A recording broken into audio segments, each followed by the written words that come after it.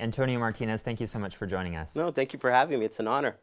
So, homelessness is a big issue in District 8. Some residents of Logan Heights have fought against a storage facility for homeless folks to keep their belongings.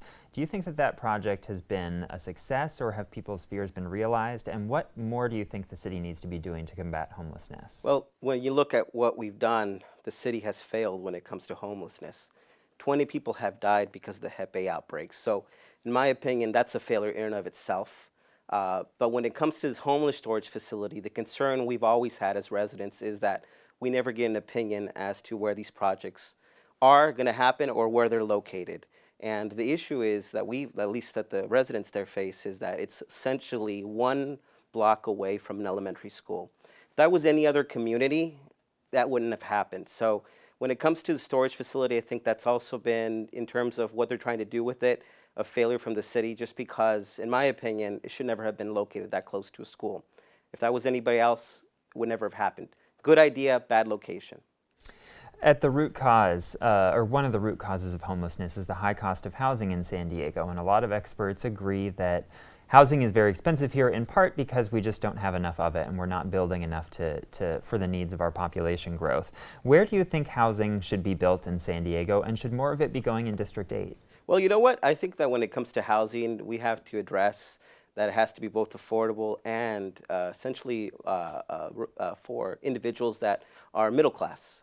Because when it comes down to it, those are the individuals that normally can't afford it. And when it comes to it, I would like to see development in every district of the city, and essentially deal with it strategically so that we, again, deal with the homeless crisis, but also with just affordability of housing in general.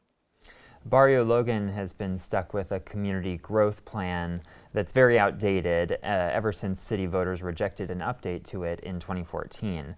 What work do you think has to be done to get a new community plan for Barrio Logan that will actually stick? Absolutely.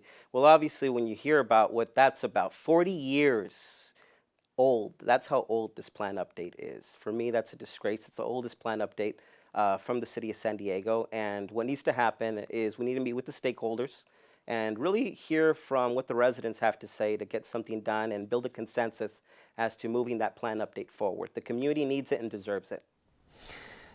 You said that one of your top priorities is fighting for the community's fair share of road repair, clean streets, and more parks. Ultimately, the mayor is the one to put together a budget. You, if you're elected, would be 1 vote out of 9 on the city council to approve or reject that budget.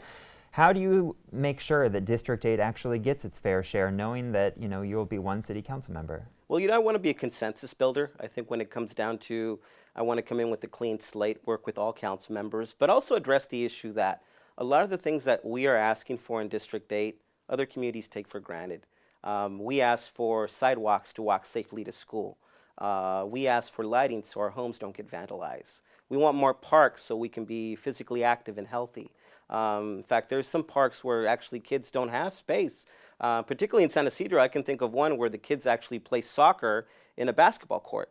It's pretty creative. They use the basketball poles as essentially the goal. So if they hit the ball towards the goal, hits the pole, that's a goal. Wouldn't it be nice though if they actually had real soccer fields to play in, and basically enjoy the community around them? And really that's what we're asking for. And I hope that going into City Hall, we want to be that consensus builder to bring those resources directly to the community. And again, we deserve it. The current council member for District 8, David Alvarez, is often the lone dissenting voice on the city council. What would your style of leadership be in your interactions with the mayor and with your other council colleagues? The one that's consensus building. I don't want to be a lone vote that loses. I want to be a vote that actually gets things done, particularly not just for the city of San Diego, but also for the residents in District 8. Going back to that storage facility, that lone vote shouldn't have happened, in my opinion. When it comes down to it, we need to think strategically as to how we get things done so that when I'm voting, it's actually for positive reasons, and more importantly, it's for the benefit of the community. What do you think the most important distinction is between you and your opponent in this race? I'm a lifelong resident of the district. I grew up in San Isidro. In fact, I remember a time in my neighborhood where I actually, we lived in a neighborhood where we'd hear gunshots at night. Gangs were prevalent, and it's the first in my family to go to college. I went to the University of Pennsylvania, graduated, and I made a promise that I would come back and serve and help people in need. And I've been doing just that, working for a community health center for 10 years now, also in District 8.